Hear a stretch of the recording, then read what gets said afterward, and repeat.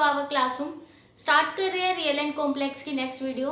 जैसा कि आपको पता है अभी हम कॉम्प्लेक्स एनालिसिस का फर्स्ट चैप्टर ही कर रहे हैं, जिसमें कि हम देख रहे हैं कैलकुलस ऑफ कॉम्प्लेक्स फंक्शंस।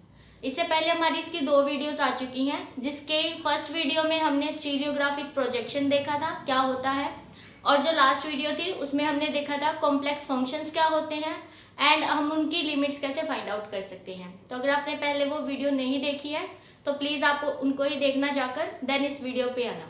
तो स्टार्ट करते हैं आज का हमारा topic, that is continuity of complex functions. अब जैसे कि आपको पता है कि लिमिट फंक्शन कैसे होता है, किसी भी फंक्शन की हम लिमिट कैसे एग्जिस्ट करवाते हैं। तो एक बार हम उसकी डेफिनेशन लिख देते हैं। For given epsilon greater than 0 there exist a positive integer या फिर delta greater than 0 such that, कैसा कि mod of F of Z minus L should be less than epsilon whenever mod of z minus z naught less than delta where this is strictly greater than 0, that is z cannot be equal to z naught। ये हमारी definition थी कि हमारे पास जो function है f of z वो tend कर रहा है l पर when z tends to z naught।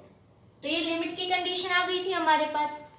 But अब क्या आ रहा है हमारे पास, कंटिन्यूटी। कंटिन्यूटी हम चेक करने वाले हैं, वही किसी पॉइंट पर चेक करेंगे। सपोज हमें चेक करना है at z is equal to z not पर ही चेक करना है, तो डेफिनेशन बिल्कुल सेम ही रहने वाली है। यही डेफिनेशन है, अगर उसकी लिमिट एग्जिस्ट कर जाएगी then the function will be continuous, otherwise not. तो आप सोचोगे कि ये डेफिनेशन अलग अलग क्यों बनाई गई, पहले लिमिट आया फिर कंटिन्यूटी आई, तो इनको अलग अलग नाम क्यों दिया गया। लिमिट क्या है, एक वाइड टॉपिक है, मतलब कि हम वो किसी की भी निकाल सकते हैं। अब हमारे पास कोई भी फंक्शन है और एक मैंने आपको वैल्यू दे दी, हम ये चेक करना चाह रहे हैं कि फंक्शन की वैल्यू उस वैल्यू पर टेंड कर रही है नहीं कर रही, व्हेन दिस z की वैल्यू z नोट पर टेंड कर रही है ना, सिर्फ ये कंडीशन थी। बट जब हम कंटिन्यूटी की बात करते हैं तो उस टाइम पे फंक्शन के ही पॉइंट्स लेने होते हैं हमें। जब हमारी फंक्शन की जो भी डोमेन होगी सिर्फ उसके अंदर के पॉइंट्स पर चेक करो, is the function is limit exist कर रही है उस पॉइंट पर या नहीं। अभी देखो मैंने क्या कहा, जैसे कि डेफिनेशन तो यही है, लेकिन हमने z नोट के बारे में कुछ नहीं कहा कि ये कहाँ से आ रहा है ना। लेकिन जब हम कंटिन्यूटी की बात करेंगे तो सीधी सी बात है, हमारे पास कोई फंक्शन है तो फंक्शन कहाँ से कहाँ तक होगा, कोई एक डोमेन होगी और कोई कोडोमेन होगी, ऐसे। तो this is our domain and this is codomain.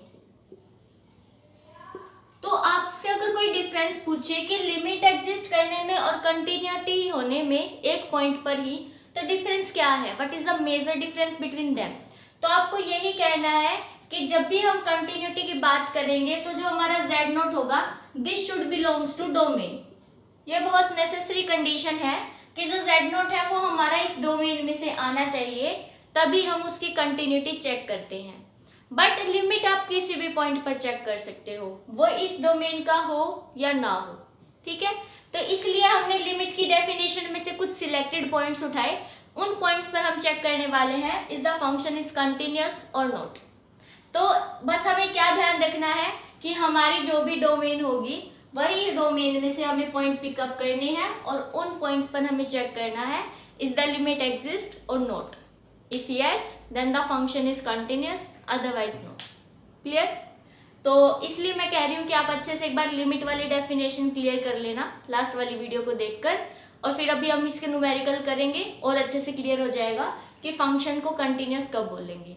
तो आपको कुछ नहीं करना, देखो मेन काम क्या है, सिर्फ आपको लिमिट निकालनी आनी चाहिए, क्योंकि लिमिट का ही काम है। अब की बार बस एक चीज ही ऐड हुई है कि जो पॉइंट होगा वो बस फंक्शन के डोमेन के अंदर से आएगा, और तो कुछ नया चीज नहीं है। तो डेफिनेशन अगर हमें कंटिन्यूटी प्रूव ही करनी है फंक्शन की, तो हम क्या करेंगे, बस उसको चेक करेंगे लिमिट वाली डेफिनेशन सेटिस्फाई कर रहा है या नहीं कर रहा, बस। और अगर ये तो हमने कहा कि फंक्शन की कंटिन्यूटी हम सिर्फ इस पॉइंट पर चेक कर रहे हैं, अगर हम ये कहें कि पूरा फंक्शन शुड बी कंटिन्यूअस, इस फंक्शन को आप कंटिन्यूअस कब कहोगे, इस फंक्शन को हम कंटिन्यूस तब कहेंगे जब ये अपने हर एक डोमेन की पॉइंट पर कंटिन्यूस हो जाएगा, क्योंकि डेफिनेशन कंटिन्यूटी की किसके लिए होती है, सिर्फ एक पॉइंट के लिए। तो आपको क्या करना पड़ेगा, f को चेक करना पड़ेगा, is it continuous at every point और नॉट। अगर जो हमारा f is continuous at every point of domain, अगर हमारा फंक्शन हर एक पॉइंट पर, डोमेन के हर एक पॉइंट पर कंटिन्यूस है, then f is continuous in D। D का मतलब डोमेन, ठीक है।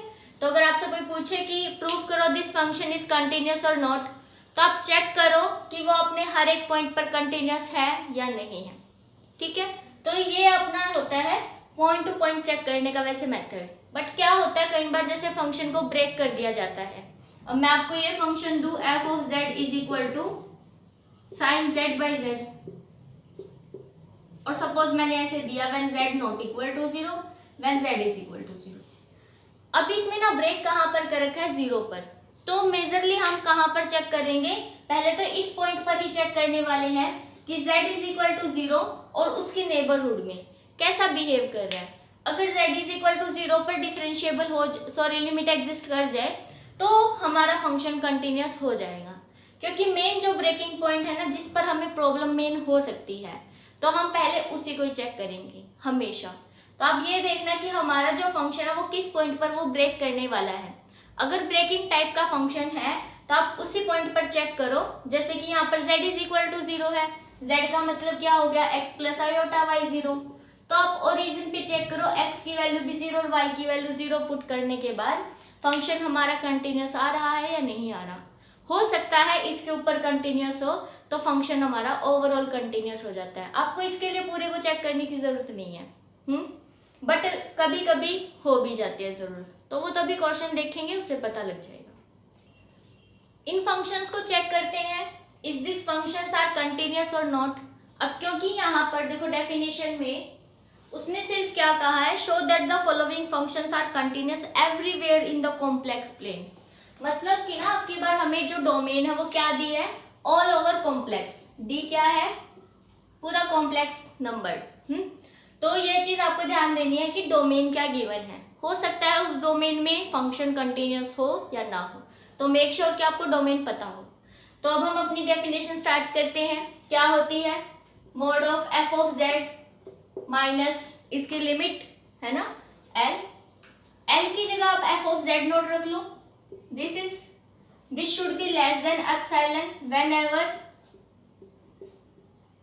mod of z minus z naught should be less than delta for greater than 0। और साथ में क्या लिखना है, for given epsilon greater than 0 there existed delta greater than 0। ठीक है ये। तो अब यहाँ पर इसको देखते हैं कि is this satisfy or not। f of z की वैल्यू क्या है, mod z, और इसकी वैल्यू क्या आएगी, mod of z not less than epsilon। अब इनका मोड करो या फिर ऐसे लिख दो, एक ही बात आने वाली है, ये और ये सेम ही तो है ना।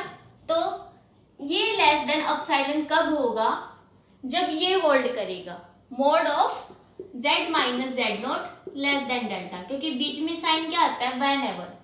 जब ये होल्ड करेगा तो ये होल्ड करना चाहिए। तो हम डेल्टा की ऐसी क्या वैल्यू ले जिसके लिए सेटिस्फाई हो जाए, क्यों ना हम डेल्टा को क्या ले ले, इज इक्वल टू एप्सिलॉन, है ना। तो अगर मैं डेल्टा एप्सिलॉन के इक्वल लूंगी तो ये कंडीशन सेटिस्फाई करेगी, अदरवाइज हो सकता है ना करे। तो हमें एक ऐसा डेल्टा मिल गया है with respect to given epsilon कि अगर ये कंडीशन हम होल्ड करवा दें तो ये भी होल्ड करने वाली है। तो वही डेल्टा हमारा चूज करना काम होता है, तो हमारा काम हो गया, है ना। तो this function is continuous everywhere in the complex plane. Similarly इसको चेक करते हैं second, f of z is equal to z bar. अब इसमें भी यही डेफिनेशन लगाने वाले हैं, ये वाली। तो f ऑफ z क्या है, z बार, और f ऑफ z नॉट क्या है, z not bar. This should be less than epsilon whenever 0 से ग्रेटर है, z minus z not is less than from that. अब ये वाली देखो, ये वाली हमारी जो टर्म है this should be less than epsilon. और जैसा कि आपको पता होगा कि mod of Z bar is equal to mod of Z. Mod तो इक्वल ही होता है ना, आपके पास कोई भी कॉम्प्लेक्स नंबर है z is equal to X plus iota Y, तो मोड ऑफ z कितना आएगा X square plus Y square की पावर 1/2। और z बार का मोड कितना आएगा, z बार होता है x माइनस आयोटा वाई, तो z बार का मोड भी हमारा X square plus Y square की पावर 1/2 ही आता है। तो आपको ये चीज याद रखनी है कि आप चाहे मॉडुलस z का निकालो या उसके कॉम्प्लेक्स कंजुगेट का, ऑलवेज इक्वल होता है। तो क्यों ना हम इसको ऐसे लिख दें, mode of z minus z not this should be less than epsilon whenever this holds. अब यहाँ पर भी सेम कंडीशन आ गई ना कि this should be less than epsilon whenever this holds, तो that means we can take the value delta is equal to epsilon. जैसे ही आप ये वैल्यू लोगे तभी ये कंडीशन होल्ड कर जाएगी, तो वही हमें चूज करना था। तो that means these two functions are continuous everywhere in the complex plane. बहुत अच्छे एग्जांपल्स हैं। उसके बाद हमारी जो मेन डेफिनेशन आती है, जैसे कि हमने अभी कंटिन्यूटी पढ़ी, एक अच्छा टॉपिक है यूनिफॉर्म कंटिन्यूटी।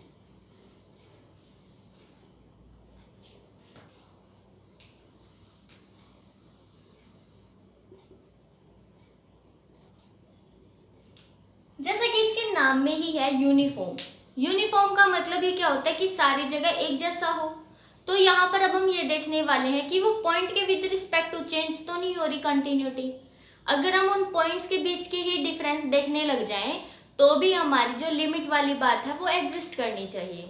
अब की बात तो पहले तो हम क्या करते थे, ऐसे देखते थे F of Z minus F of Z not this should be less than epsilon, ये देखते हैं whenever this holds, है ना।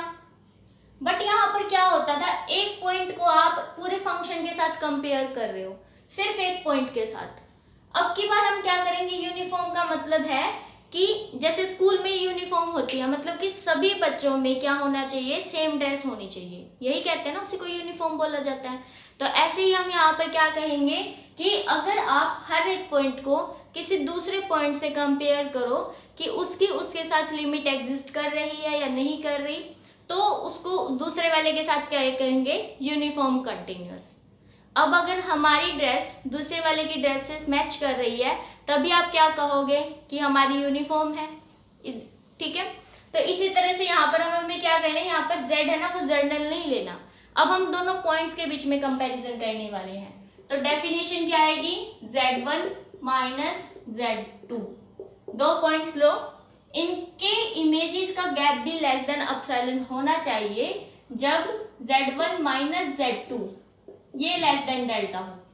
ये है मेन डेफिनेशन हमारी कि आपको क्या चेक करना है, अगर पॉइंट्स का डिफरेंस कम है तो उनकी इमेजेस का डिफरेंस भी कम ही आना चाहिए, और वही स्ट्रिक्टली ग्रेटर देन 0, ठीक। अब इसके लिए एक एग्जांपल है,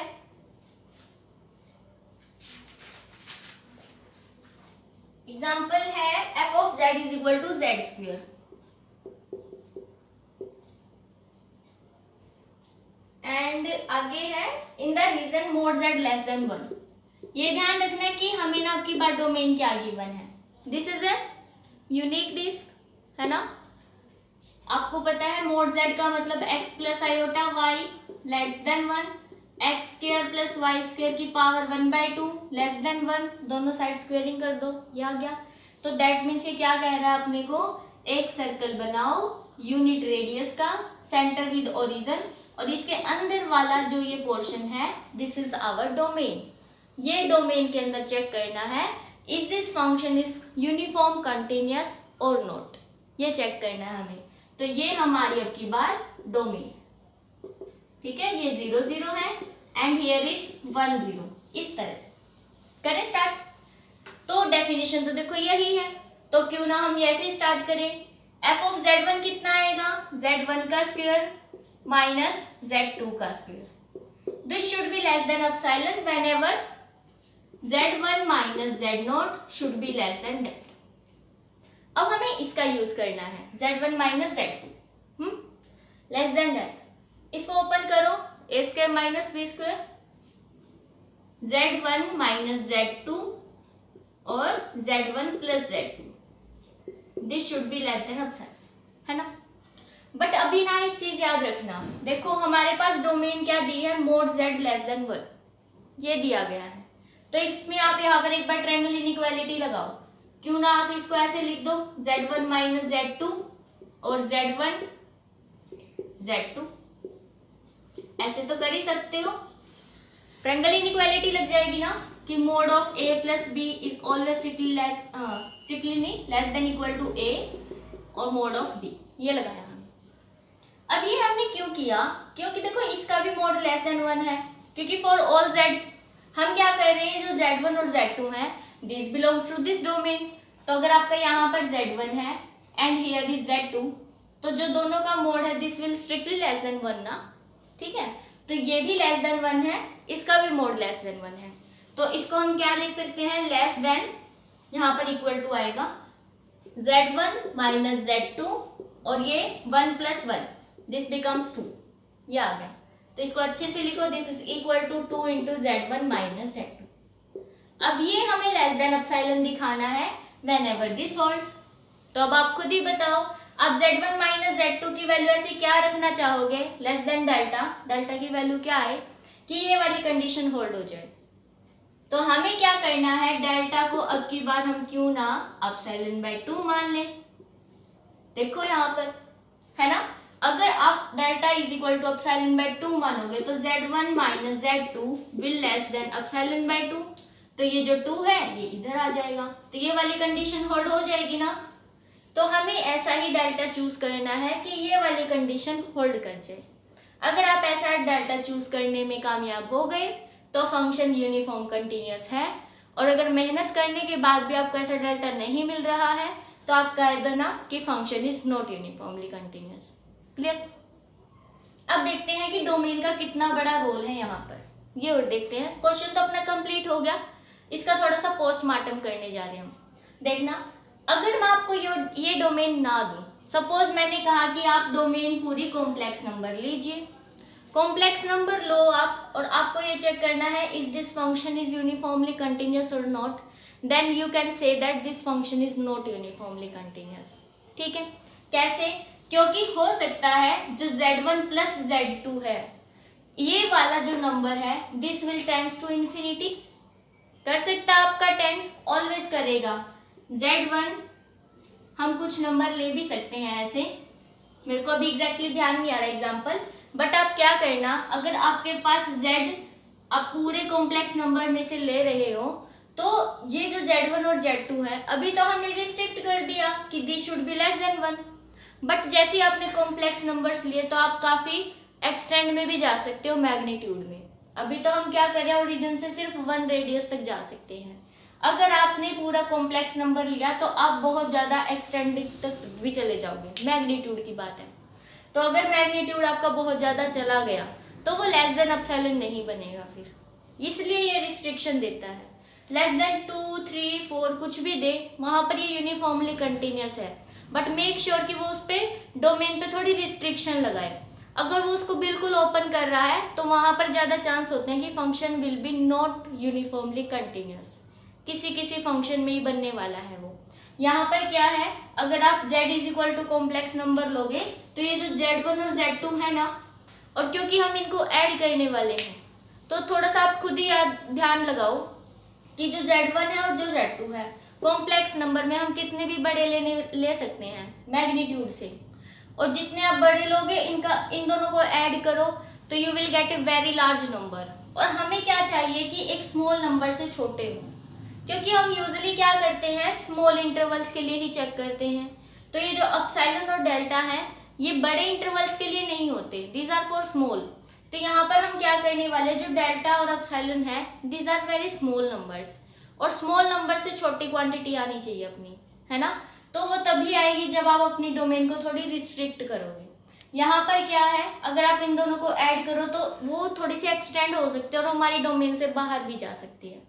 तो दैट मीन्स वो हमारी फिर पर्टिकुलर एक नंबर से, that is very small number, उस स्मॉल नंबर से छोटी नहीं आएंगी, वहाँ पर फिर प्रॉब्लम हो जाएगी। अगर मेरे को इसके लिए कुछ एग्जाम्पल मिला तो I will explain in the next video, but I hope आपको क्लियर हो गया होगा कि अगर हम डोमेन ये वाली लेंगे तो हमें प्रॉब्लम हो सकती है।